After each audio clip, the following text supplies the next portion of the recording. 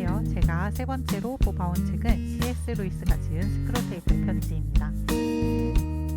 스크루테이프의 편지에서 뽑은 악마의 수법 23가지를 한번 정리해서 소개해보고자 합니다. 이 책은 악마의 고위급 관료 중에 하나인 스크루테이프라는 설정된 악마인데요. 이 악마가 자신의 조카이자 졸병인 다른 악마에게 지시하는 식의 31통의 편지를 보내는 것으로 이루어져 있습니다. 그래서 그 조카 악마가 어떻게 하면 한 사람을 잘 유혹해서 하나님에게서 멀어지게 할 수 있는지 31통의 편지로 이야기를 하고 있는데요. 이 작가인 C.S. 루이스가 상당히 공부를 많이 한 학자이고 또 통찰력이 있는 사람이기 때문에 악마가 어떻게 사람을 유혹하는지에 대해서 아주 잘 묘사해 놨습니다. 그래서 어렵지 않게 사실 좀 재미있게 읽을 수 있는 책인데 내용의 깊이는 결코 얕지 않습니다. 처음에 서론에 이 편지들을 읽는 여러분은 악마가 거짓말쟁이라는 점을 기억할 필요가 있습니다. 라고 되어 있습니다.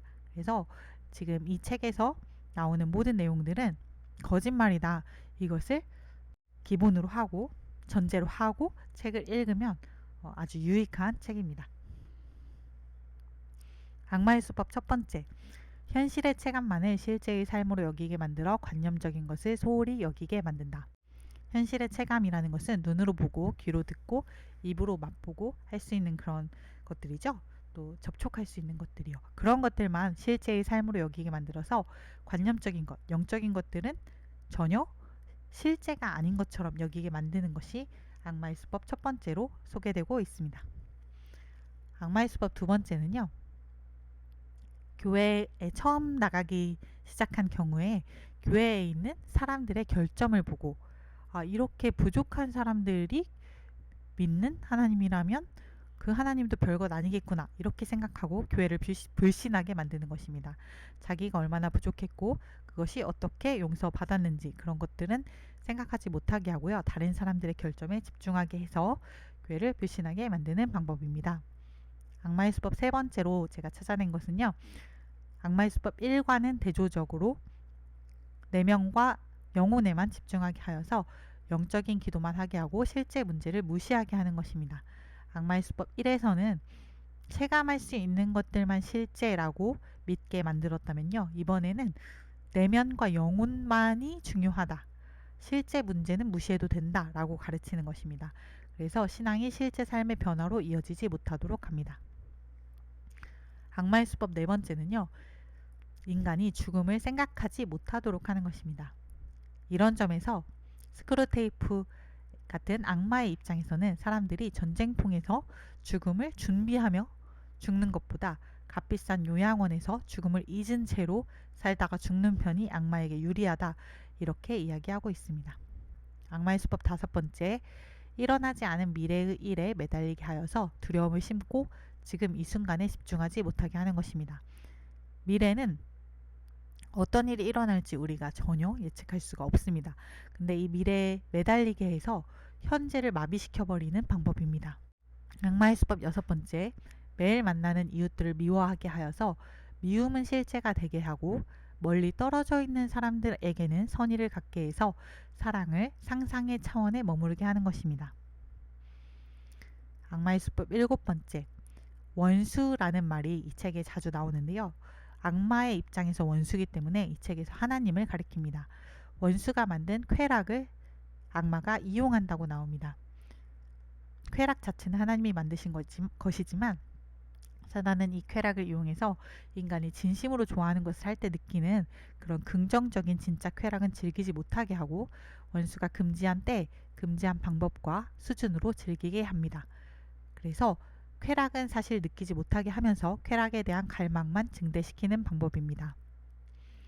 악마의 수법 여덟 번째, 신앙적 열정은 지나치지 않아야 좋은 것으로 생각하게 만듭니다. 중용을 지키는 것이 좋은 것으로 믿게 해서 진실한 신앙을 갖지 못하게 하고 무교나 다름없게 만듭니다. 악마의 수법 아홉 번째, 만나는 그룹의 사람에 따라 그 그룹의 사람들에게 맞춰 다르게 행동하고 실제 그때그때 다른 사람이 되게 하는 것입니다. 그들의 농담에 웃어주고 말을 해야 할 때는 침묵하게 하고 자신을 주변 세계를 다 포용하는 사람으로 느끼게 해서 자기 만족에 취하게 하고 크리스천으로서 살지 못하게 하는 것입니다. 악마의 수법 10번째, 모호한 불편함을 마음 한구석에 남겨놓고 진정한 회개로는 나아가지 못하게 합니다. 악마의 수법 11번째, 따분한 일로 시간을 낭비하게 하고 정작 해야 할 일이나 좋아하는 일은 하나도 못한 채로 인생의 대부분을 보내고 지옥에 도착하게 만듭니다. 악마의 수법 12번째, 겸손에 대한 오해를 심습니다. 겸손이란 자기 자신을 잊어버리는 것이 아니라 원수가 자신에게 준 재능에 대해서 낮은 평가를 갖는 것으로 여기게 만들어서 자신을 폄하하고 자신을 사랑하지 못하게 만듭니다. 자신이 겸손해졌다는 교만을 심습니다. 악마의 수법 13번째, 자신에게 맞는 교회를 찾아 주변을 찾아 헤매다가 결국 교회 감별사 내지는 감정사가 되도록 유도합니다. 그래서 한 교회에 정착할 수 없게 만들고요. 여기서 악마는 원수가 원하는 것은 거짓된 것이나 무익한 것들을 거부한다는 점에 대해서는 비판적이지만 겸손하여 판단하지 않는 것을 원수가 원하고 악마가 원하는 것은 무조건 자신이 교만해져서 다른 사람들을 판단하고 한 곳에 헌신하지 못하게 만드는 것입니다. 악마의 수법 14번째, 본질적이지 않은 것들에 집중하게 하고 교회 안에 분파에 매달려서 교회 안에서 서로에게 증오심을 갖고 다투게 만듭니다. 악마의 수법 15번째, 사랑에 빠졌다라는 경험이 유일한 결혼의 근거라고 믿게 만듭니다. 그 흥분이 결혼 이후에도 계속 지속되어야만 하고 그렇지 않을 경우 결혼이 지속될 수 없다고 믿게 만듭니다. 서로 돕는 것, 후손에게 생명을 물려주는 것, 배우자에게 충실한 것을 폭풍처럼 휘몰아치는 감정보다 더 저급한 것으로 여기게 합니다. 바로 전에 다룬 악마의 수법 15번째에서 사랑에 빠진다라는 감정이 나왔는데요. 그럼 이 감정이 나쁜 것이냐? 라는 점에 대해서 조금 더 생각해 볼 수 있게 하는 것이 악마의 수법 16번째에서 볼 수 있습니다. 악마의 수법 16번째는요. 교만하여 육체를 경멸하는 사람의 경우에는 사랑을 나쁜 것이라고 생각하게 만들고 금욕주의를 주입합니다. 감정적이고 잘 속아 넘어가는 사람의 경우에는 사랑은 저항할 수 없는 것으로 여기게 합니다. 그래서 사랑에 빠진다라는 상태 자체는 영적인 관점에서 볼 때 요리되지 않은 중립적인 감정이다 라고 이야기하고 있습니다.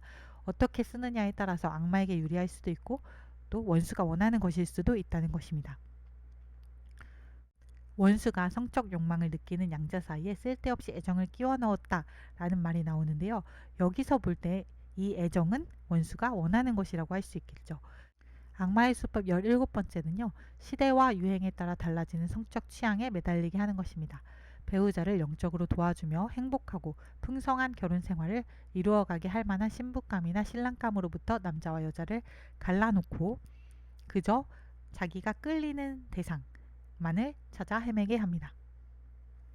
악마의 수법 18번째, 원수에 의해서 그 사람에게 선물로 주어진 하루 24시간을 당연히 내 맘대로 써야 하는 나의 권리로 여기게 만들어서 직장에서 일하는 시간은 부담스러운 세금으로, 종교적 의무에 할애하는 시간은 너그러운 기부금으로 여기게 만듭니다.